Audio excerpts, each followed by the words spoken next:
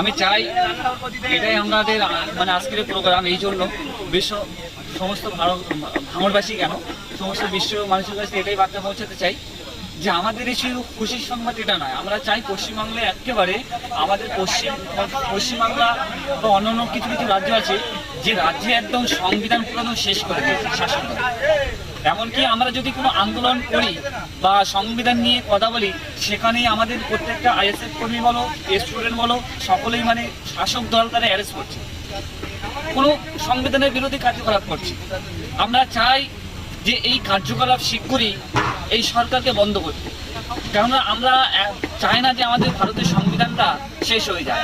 আমরা প্রত্যেকটা স্টুডেন্ট যা আছে, স্টুডেন্ট ফ্রন্টে যারা দায়িত্বশীল আছে, সবাই মানে আমাদের যদি পথে নামতে হয় আগামী দিনে রাজপথে, সেটা আমরা রাজপথে নামবো। কেননা আমাদের সংবিধান যদি আমাদের অধিকার, আমাদের সংবিধান শিখেছে আমাদের অধিকার, এই অধিকারটা আমাদের কোনো শাসক দল আমাদেরকে বুঝে দেবে না। এই সংবিধানের আইন আমাদের যেমন প্রয়োজন, তেমন আমাদের প্রত্যেকটা কাজে সংবিধানকে মান্যতা দিয়ে, প্রশাসনকে মান্যতা দিয়ে আমরা প্রত্যেকটা পদক্ষেপ আমাদের আগিয়ে যেতে হবে। আমরা আজকের নওশাদ সিদ্দিক অ্যারেস্ট হয়েছে, আবার নওশাদ সিদ্দিক সেখান থেকে আবার জামিন পেয়েছে, যে আমরা আগামী দিন আমরাও সেই মানে অ্যারেস্ট হব না এমন কোনো কথা নয়। আমরা যখনই যেমন সংবিধান নিয়ে আগিয়েছি, মানে আমাদের সংবিধান নিয়ে আগিয়ে যেতে হবে। সেই শাসক দল আমাদের যতই জেল করুক, জেলে দেখ না কেন, আমাদের একটাই উদ্দেশ্য, আমাদের ভারতের সংবিধান লক্ষ্য, সংবিধানটা ঠিক করা এবং আমাদের যারা পরিযায়ী শ্রমিক আছে তাদের পাশে দাঁড়ানো। তাদের যে অত্যাচার করছে, যে কেন্দ্র সরকার মানে তাদের যে অত্যাচার করছে, এই অত্যাচার তাদেরকে বাঁচানো। শুধু তাই না, আমাদের বাংলাভাষীদের যেরকম আমাদের অন্য চোখে দেখে, বিশেষ করে আমাদের বাঙালিদের মানে যারা হিন্দি ভাষা যারা কথা বলে, তারা একটা আমাদেরকে অন্য চোখে দেখে। মানে আমরা যেন দেশের শত্রু, বাঙালিদের দেশে মানে কোনো জায়গা নেই, যেন আমরা দেশকে কোনো স্বাধীন করি না, এমনভাবে তাদেরকে উস্কে দিয়েছে বা তাদেরকে বাইরে এমন উস্কানো মানে কথা বলা হয়।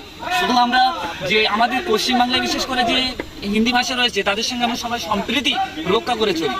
কেন কোনো সময় দেখেছেন যে আমাদের ভারতে, আমাদের পশ্চিমবাংলায় থাকবে অথচ বাংলা ভাষায় কথা বলবে না, অথচ আমরা বাংলা ভাষায় কথা বললে আমাদের উপরে নির্যাতন করা হয়।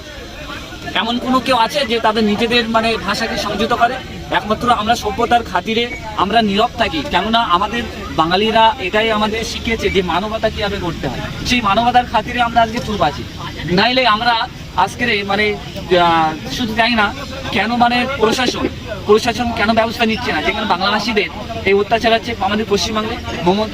মমতা সরকার কেন তাদের পদক্ষেপ নিচ্ছে? যারা বাংলাভাষীদের উপরে অত্যাচার করছে তাদেরকে অ্যারেস্ট করে না কেন? যখন আমরা আমাদের নিজের অধিকারের কথা বলছি, সংবিধানের কথা বলছি, তখন আমাদেরকে অ্যারেস্ট করছে, আমাদেরকে মিথ্যে করে ধরে থানায় নিয়ে কেস দিচ্ছে। এই অবিলম্বে আমাদেরকে এই দায়িত্বটা আমাদেরকে এইটা থেকে আমাদের মানে যে বঞ্চিত না করে, এটা আমাদের লক্ষ্য রাখতে হবে। যে শাসক দল তো কোনোদিন আমাদের তো সেই অধিকারটা বুঝে দেবে না। এই ওয়াকফ সংশোধন আইন প্রত্যেকটা মা বোনেদের কাছে আমরা আবেদন করছি, আজকে যদি ওয়াকফ আন্দোলন নিয়ে যদি না আপনারা সবাই রাজপথে যদি না নামেন, আমাদের মমতা সরকার, শাসক সরকার আমাদেরকে এই আন্দোলন বুঝে দেবে না। তাই আমরা সকলেই মাথায় রাখবো, যেন এই শাসক দল যেমন বলছেন, মমতা সরকার একটা বক্তব্যে বলছিলেন যে আর আমাদের পশ্চিমবাংলায় বিশেষ করে ওয়াকফ আন্দোলন নিয়ে গুলগুলি করবেন না। কেন এখানে যদি ওয়াকফ নিয়ে আন্দোলন করলে আমার চেয়ে বড় শত্রু কেউ হবে না। এর থেকে বোঝা যায় কি যে সব থেকে আমাদের পশ্চিমবাংলায় মেন শত্রু হচ্ছে কে? মমতা ব্যানার্জি, যে RSS এর দলের প্রধান এখন মানে অতিথি বললেও চলে। আমরা দেখেছি যেমন সিপিএনের আমলে তখন আমাদের পশ্চিমবাংলায় RSS বলে কি একটা দল, সেই দলটা খায় না কি এটা জানতাম না। যখন আমাদের পশ্চিমবাংলায় মামাটি মানুষ টিএমসি সরকার যখন শাসন করতে লাগলো, তখন থেকে আমরা RSS যে দলটা নামক আস্তে ছড়িয়ে পড়লো। আজকে ট্রেনিং প্রযুক্ত হচ্ছে RSS দল, এই দল থেকে কেউ হিন্দু মুসলিম আমরা কেউ এই দল থেকে নিস্তার পায়নি, সবার উপরে জুলুম করছে। তাহলে কেন সরকার কি বোঝাতে চাইছেন যে এই